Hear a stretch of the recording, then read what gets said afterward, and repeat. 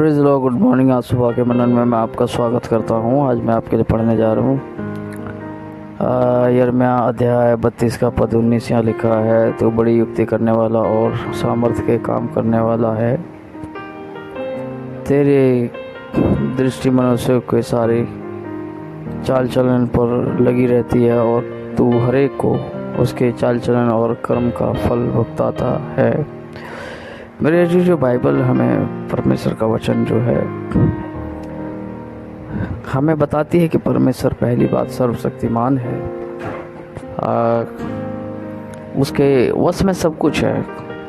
उसके वश में हमारा जीवन है, उसके वश में हमारी परिस्थितियाँ, उसके वश में हमारे हर एक उतार चढ़ाव जो जीवन में है वो है, भावनाएं हैं, हमारी हर एक बात है परमेश्वर के वश में।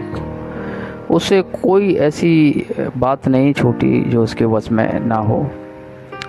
हम घबरा जाते हैं अगर बीमार होते हैं या डॉक्टर हमें कुछ अजीब सी रिपोर्ट दे देता है, हम जीवन में घबरा जाते, चिंता करने लग जाते हैं कि ऐसा कैसे होगा, वैसे कैसे होगा।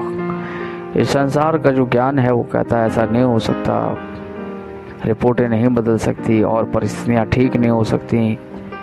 मेरे जी जो मनुष्य के लिए असंभव है वो परमेश्वर के लिए संभव है।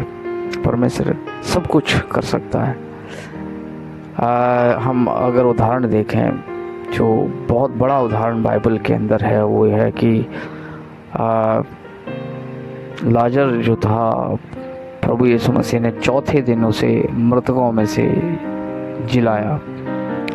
चौथा दिन ही क्यों चुना प्रभु यीशु मसीह ने, उसके विषय में मैं आपको एक ज्ञान है जो संसार का, वो ये है कि मनुष्य की जब मृत्यु होती है, जब मनुष्य मर जाता है तो उसकी जो आत्मा है इस पृथ्वी पर 3 दिन के लिए छोड़ी जाती है। लेकिन प्रभु यीशु मसीह ने उस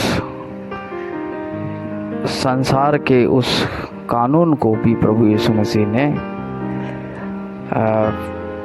उस जो संसार की हम बोल सकते हैं ज्ञान है, हम देखते हैं कि प्रभु यीशु मसीह ने उसे भी ये कर दिखाया कि उसके लिए सब कुछ संभव है। उसके लिए सब कुछ संभव है। उसने चौथे दिन उस लाजर के आत्मा को दोबारा उसके शरीर में बुला दिया, मतलब उस शरीर को मैं दोबारा उस आत्मा को डाल दिया। मेरे जो परमेश्वर सर्वशक्तिमान है, इस बात का हमें एहसास ही नहीं, भरोसा ही नहीं। इसके लिए हमें नतमस्तक भी होना चाहिए कि परमेश्वर सर्वशक्तिमान है, सर्वोच्च है। उसका आदर, उसकी भक्ति, उसका सम्मान हमारे हृदय में हमेशा रहना चाहिए कि परमेश्वर सर्वशक्तिमान है। भय सहित भक्ति या प्रेम सहित भक्ति हम बोल सकते हैं। जब हम परमेश्वर के प्रति होते हैं, उसकी दृष्टि सब मनुष्यों पर लगी रहती है। चाल चलन पर, हमारा चाल चलन हमेशा हम सोचें कि हमारा चाल चलन कैसा है। हम परफेक्ट नहीं हैं, लेकिन हम परफेक्ट बनाने की कोशिश करते हैं, अच्छा बनने की कोशिश करते हैं। और परमेश्वर को ये पसंद है कि हम अच्छा बनने की कोशिश करते हैं। हो नहीं जाते लेकिन हम कोशिश करते हैं, ये बात परमेश्वर को पसंद आती है। प्रभु आशीष दे। इसमें एक दूसरे को इस वीडियो को शेयर करें, एक दूसरे को बताएं, अपने रिश्तेदार अदर ग्रुप में भी सेंड करें। अगर आपकी कोई प्रार्थना विनती है तो हमें आप सेंड करें, मैं आपके लिए प्रार्थना करूंगा।